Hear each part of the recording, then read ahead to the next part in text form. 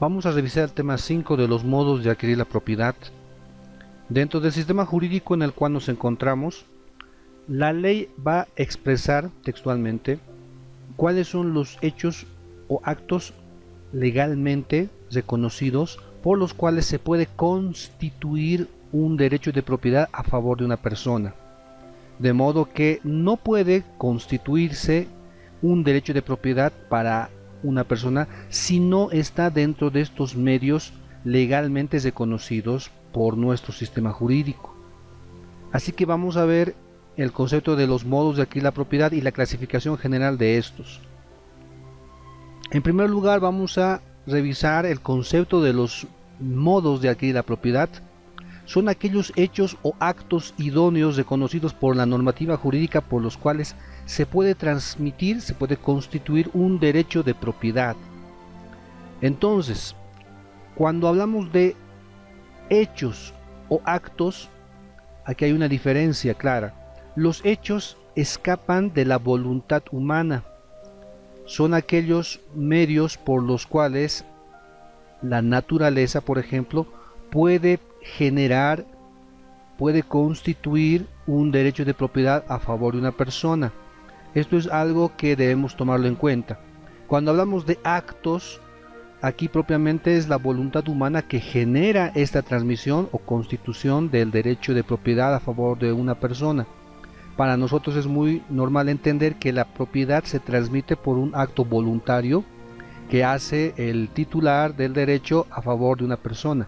Sin embargo, aquí estamos observando que también hay hechos que escapan a la voluntad del ser humano, por los cuales también se van a constituir derecho de propiedad respecto a ciertos bienes que el ordenamiento jurídico también los reconoce. Entonces, hablamos de modos de adquirir la propiedad, hechos donde no hay, carece de voluntad humana, y actos donde sí hay voluntad humana, idóneos.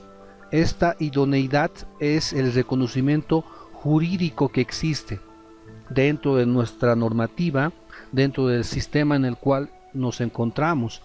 Por lo tanto, si una persona extravía algún bien por la calle, un bien mueble, y una persona lo encuentra, probablemente dentro de nuestro razonamiento lógico, general, tradicional, empírico, pensamos que este bien ya le pertenece a la persona que lo encontró.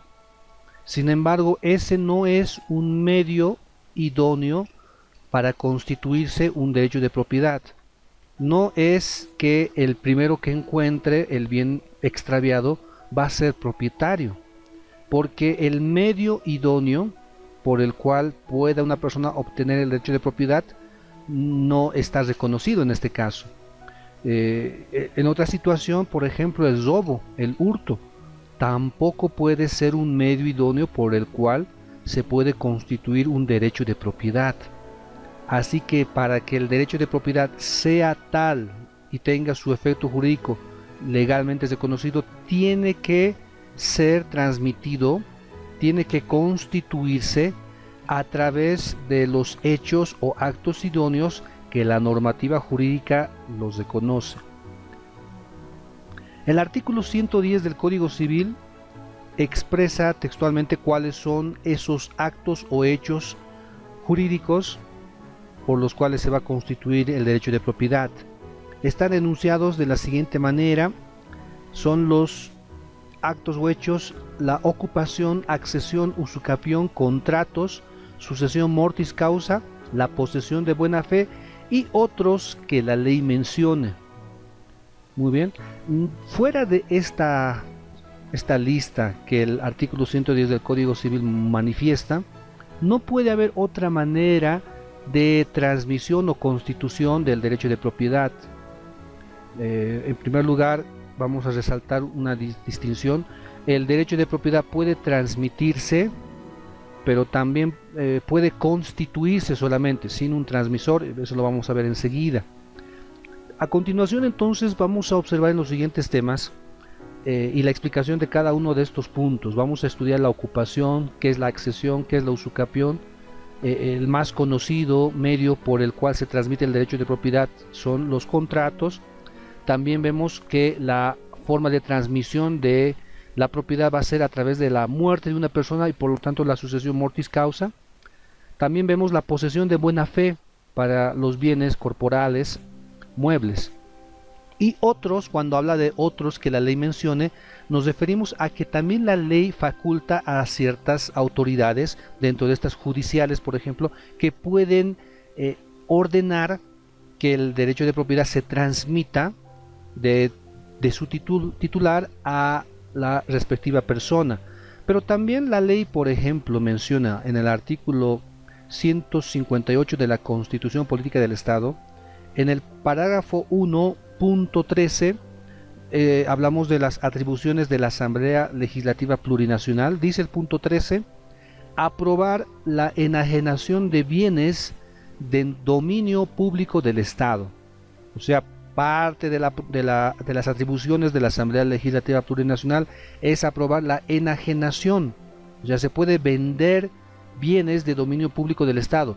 Claro que esto tiene que ser con las formalidades respectivas, pero aquí vemos también cómo la Constitución le faculta a la Asamblea Plurinacional de poder transmitir el derecho de propiedad, claro, de bienes que son de dominio público del Estado.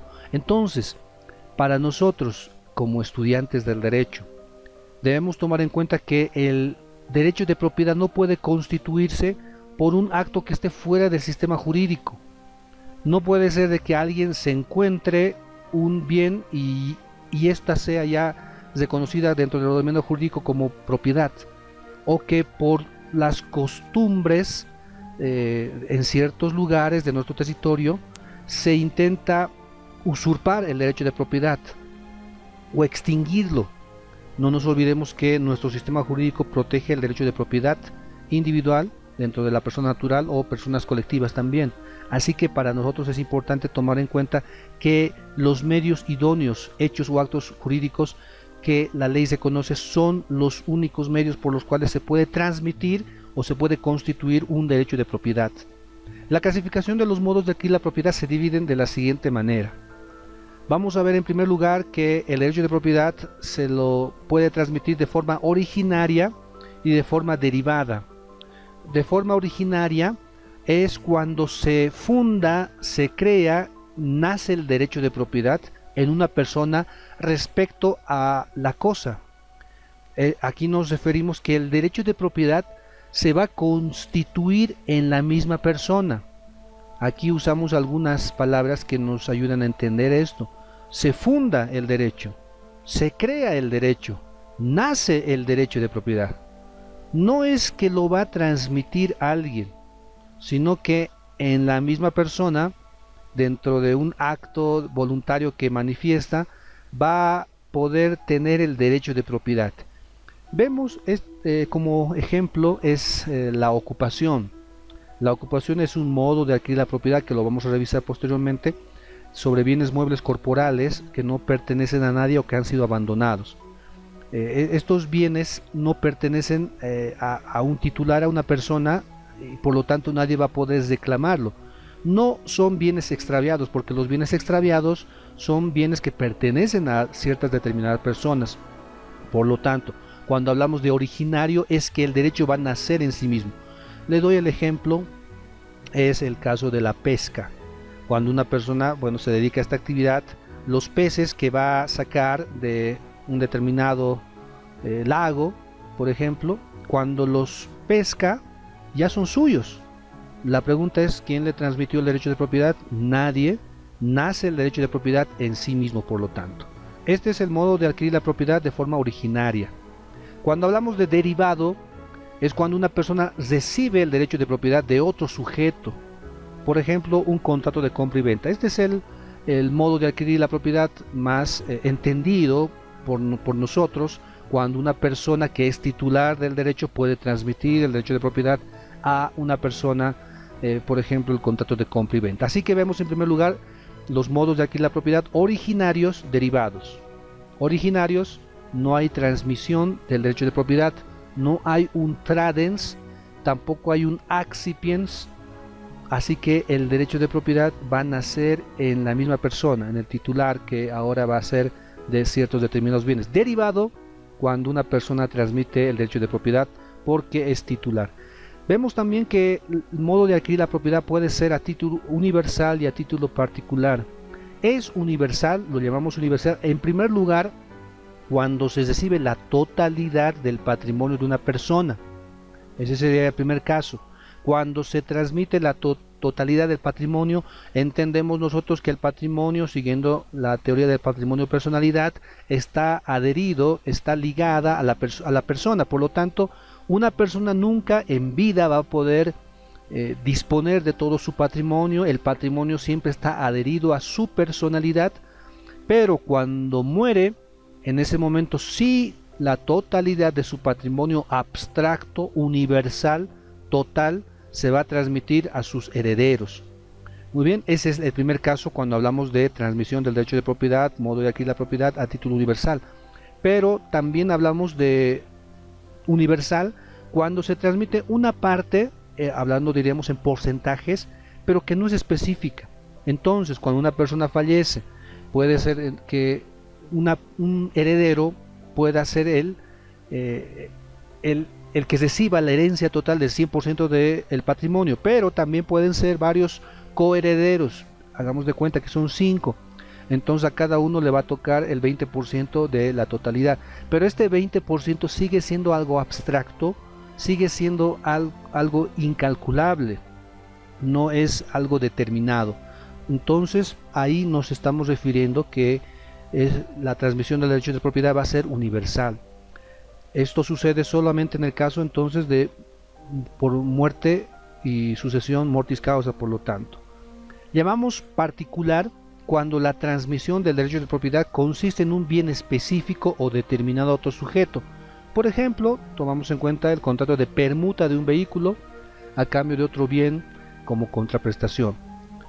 Para nosotros también es fácil entenderlo de forma general, que los bienes se transmiten de forma específica, determinada.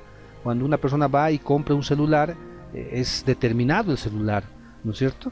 Entonces, cuando hablamos de universal, es el patrimonio en su totalidad o una cuota aparte, ya sea como heredero universal total o como coheredero, y esto es por causa de muerte, particular en los actos jurídicos, por ejemplo, que tenemos en nuestro diario vivir, cuando adquirimos algún bien, alguna cosa, a cambio de un precio, por ejemplo, ¿no? Llamamos que la transmisión del derecho de propiedad puede ser a título oneroso y gratuito. Oneroso cuando se recibe un bien, cuando se transmite el bien y uno lo recibe, pero esto es a cambio de una contraprestación o sacrificio patrimonial. Generalmente entendemos que esta contraprestación o sacrificio patrimonial es en dinero, por ejemplo la compra-venta, pero no siempre puede ser dinero, porque ahí también tenemos la permuta. Por ejemplo, entonces, si una persona está transmitiendo un bien determinado a cambio de otro bien, no sería propiamente dinero, sino es otra contraprestación. O también podría ser que alguien recibe un bien a cambio de una conducta, un acto que va a realizar determinada persona que tiene también una valoración patrimonial. Por lo tanto, ahí también hablamos que esto es oneroso. Así que cuando decimos oneroso no siempre nos estamos refiriendo al dinero, sino al carácter patrimonial que tiene eso, o sea, valoración económica que recibe una determinada persona cuando transmite el derecho de propiedad. También hablamos de gratuito cuando el derecho de propiedad se adquiere por un efecto de liberalidad que tiene en su voluntad el titular, sin ningún sacrificio patrimonial o contraprestación alguna. De manera libre, el titular de un determinado bien, teniendo el derecho de propiedad, va a transmitir este derecho de propiedad a otra persona sin ningún sacrificio patrimonial o contraprestación a su favor. Hablamos de transmisión del derecho de propiedad por actos inter vivos y mortis causa. Es inter vivos cuando se adquiere la propiedad en vida de las partes, cuando el que transmite, el titular del derecho de propiedad, transmite el bien a su causaviente, aquel que va a recibir el derecho de propiedad, En vida, bueno, eso es lo más normal, lo que acontece dentro de nuestro diario vivir. Llamamos entonces por actos intervivos. Pero es mortis causa cuando la propiedad se la adquiere por la muerte de una de las partes. Esto acontece en la sucesión hereditaria por muerte del causante, es el que transmite el derecho de propiedad. Cuando muere el titular, entonces el derecho de propiedad se transmite. Esta sería la forma de transmisión mortis causa e inter vivos. Hablamos de la transmisión del derecho de propiedad voluntarios e involuntarios. Cuando definíamos el concepto de modos de adquirir la propiedad, veíamos que son los hechos o actos jurídicos. Y esa diferenciación nos va a ayudar a entender el presente punto. Hablamos de voluntario cuando una persona tiene la voluntad de adquirir la propiedad de una cosa, propiamente a través de actos jurídicos que se pueden manifestar por la voluntad de la persona.